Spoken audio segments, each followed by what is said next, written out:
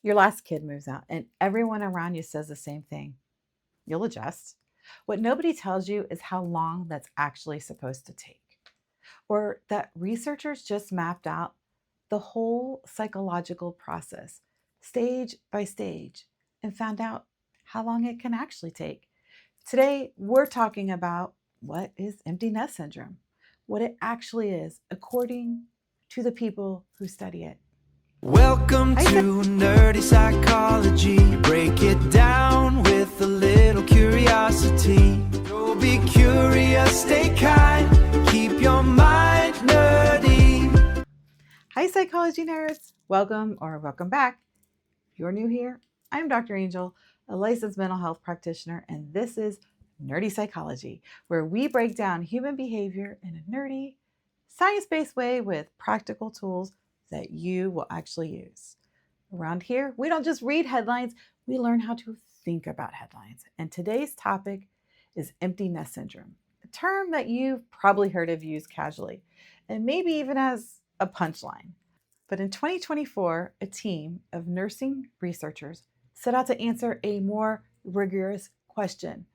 What actually is empty nest syndrome, clinically speaking? By the end of this episode, you'll know, well, what happened and why it's relevant, what the researchers actually found, what the research doesn't tell us, what this means for you, and 3 practical tools that you can use immediately. And stick around to the end because the biggest takeaway isn't the definition, it's the timeline. And it might change how patient you're willing to be with yourself or someone you love. All right, here's a backstory. Despite empty nest syndrome being a widely used phrase, there's actually wasn't a clear, agreed upon clinical definition of it in the research literature. And that's a real problem because you can't study and measure or treat something well if nobody agrees at what it is. So, a researcher team set out to formally define it. Their paper was Empty Nest Syndrome, a Concept Analysis. It was published in the Journal of Education and Health Promotion in mid 2024. And it's a kind of study that doesn't usually make headlines, but it quietly lays the groundwork for everything that comes after it, including, as we'll get to, an actual measurement scale that came out of the same research team just this year. Okay, let's stay objective here before we interpret anything. The researchers use what's called a hybrid concept analysis model, done in 3 phases. Phase 1, the theoretical. They reviewed the existing literature across multiple databases, screening nearly 30 relevant articles to see how the concept had been used and defined so far. Phase 2, the fieldwork. They conducted this semi-structured, open-ended interview with 9 elderly or middle-aged parents who had actually lived through their children leaving home. This is the phase where lived experience gets to talk back to the theory. And phase 3, the final analysis, they integrated both phases into one comprehensive definition and a process model. Here's the definition they landed on. Empty nest syndrome is a subjective phenomenon that occurs as a result of parents' reaction to their children leaving home. I'm going to say that one more time. Empty nest syndrome is a subjective phenomenon that occurs as a result of a parent's reaction to their children leaving home. And here's the process they map. 5 stages describing a transition from crisis back to what they call self-regaining. Stage 1, mourning, resistance reaction. I wasn't ready for this. This is the emotional reaction to your child leaving home. Parents may feel sad or disbelief or anxiety or even frustration that life has changed so quickly. Some find themselves wishing things could just go back to the way they were. Or they get caught feeling off guard about how quiet the house suddenly feels. You find yourself walking past your child's bedroom expecting them to be there, or you catch yourself listening for the garage door as the usual time they'd come home from school. You're not just missing your child, you're grieving the daily rhythm that shaped your life for years. Stage 2, feeling the loss, or passive behaviors. Now, what do I do? As the reality settles in, parents may experience a loss of purpose or identity. Daily routines that once revolved around carpools and sports practices and homework and family dinners suddenly disappear. Some parents withdraw socially, lose motivation, or simply feel emotionally flat. It's Saturday morning. For years, you spent it driving to soccer games or dance competitions. And now you wake up and drink your coffee and realize there's nowhere you have to be. And sometimes what we miss isn't just our children, it's the role we played every single day. Stage three, sublimation or impulsive behaviors. I need this to fill space. Many parents instinctively try to fill the emotional void. Some throw themselves into work, remodel the house, take on too many projects, constantly text or call their child, or suddenly decide to adopt a puppy, travel, or completely reinvent themselves. None of these are inherently bad, but sometimes they're attempts to escape the uncomfortable emotions instead of just processing them. One week you're repainting every room in the house, and the next you're texting your child 5 times a day asking what they had for lunch. When a huge part of your identity changes, it's natural to look for something else to pour our energy into. Stage four, adaptation. Maybe this chapter can be meaningful too. Over time, parents begin creating, new routines and rediscovering parts of themselves that have been missing or on hold while they were raising children. They might reconnect with hobbies, friendships, careers, or their partner. Their relationship with their adult child also begins to evolve from caregiver to supporter. Instead of waiting for your child to need you every day, you start planning weekly dinners, picking up a hobby you've neglected for years, or finally taking that trip you've always been talking about. Adaptation isn't about loving your child less, it's about learning to love them differently. Stage five, relief. We've made it. Eventually, many parents begin feeling relief alongside pride. They see their child becoming independent, making decisions, and building a life of their own. The constant responsibilities of parenting lessen, creating space for, new opportunities in a different kind of relationship. Interestingly, relief and sadness can exist at the very same time. You can miss hearing them come through the front door, but there's also comfort in knowing they're thriving on their own.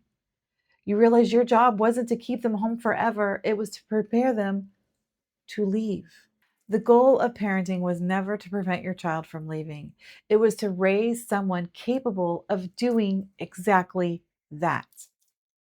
According to this study, this process typically begins when the last child leaves home and can continue for up to 2 years before reaching full relief. Every good study has limitations, not because it's bad science, because that's how science works. And understanding those limitations helps us know how confidently we can apply these findings. A few things are worth naming here: the sample size. The fieldwork phase, the part of that captured the live experience, was based on interviews with 9 people. That's appropriate for this type of qualitative research, but it means we're looking at a small, in depth window, not this large representative sample. Cultural context. The interviews were conducted with parents in one country. Family roles, gender expectations, and living arrangements around adult children vary significantly by culture. So, this specific process may look somewhat different in other cultural contexts. Self report and retrospective interviews. Participants were describing their own experiences, sometimes looking back on a process that had already unfolded. Memory and self perception can shape how that timeline gets described. This is a concept defining research, not a treatment trial. The study wasn't testing an intervention or measuring outcomes with this control group. It was building a foundational definition and framework. And that's genuinely valuable work, but it's different kind of evidence than, say, a clinical trial testing a type of therapy.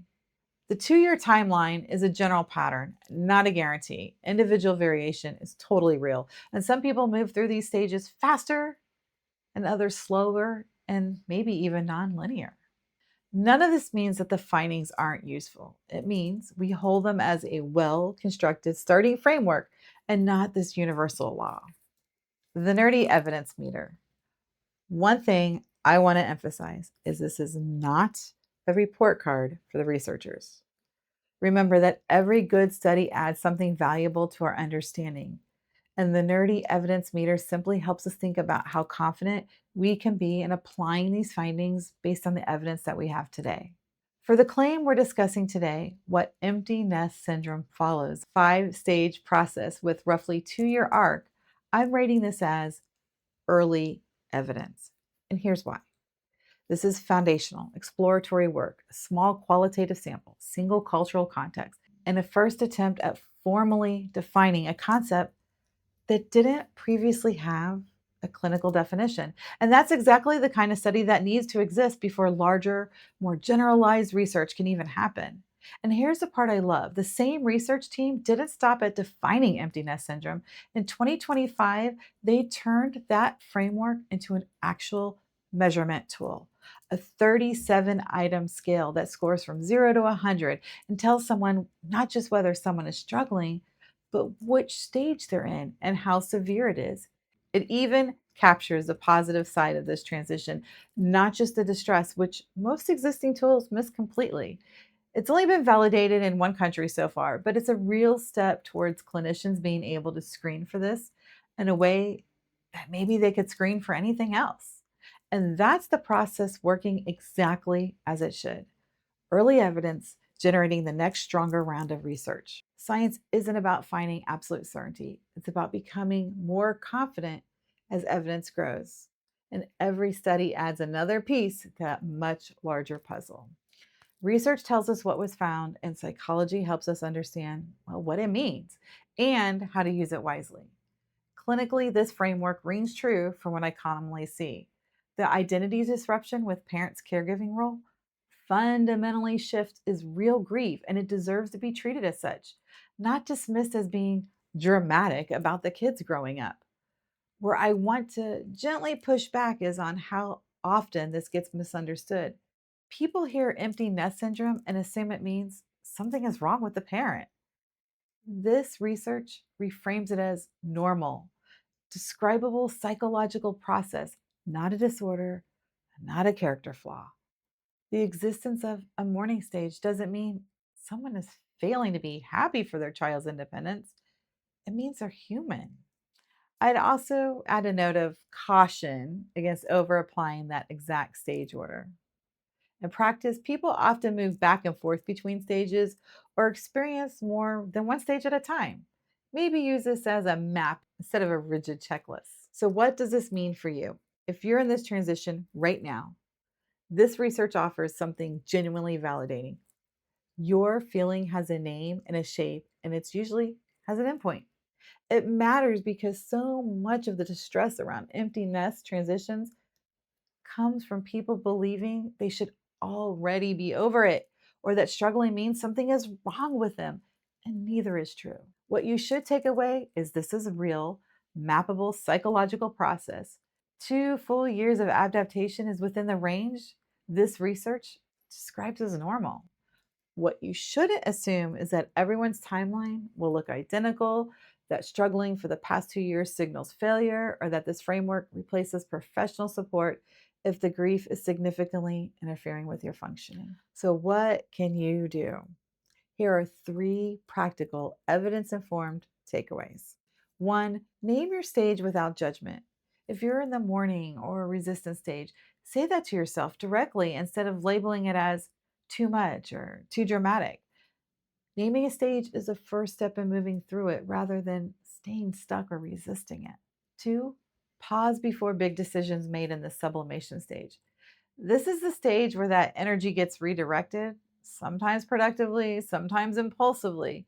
Before making major life decisions during this window, ask yourself, is this me building something new or is this me trying to outrun the grief? 3, give yourself an actual timeline, not an assumed one. If it's been a few months and you don't feel adapted yet, that doesn't mean something's wrong.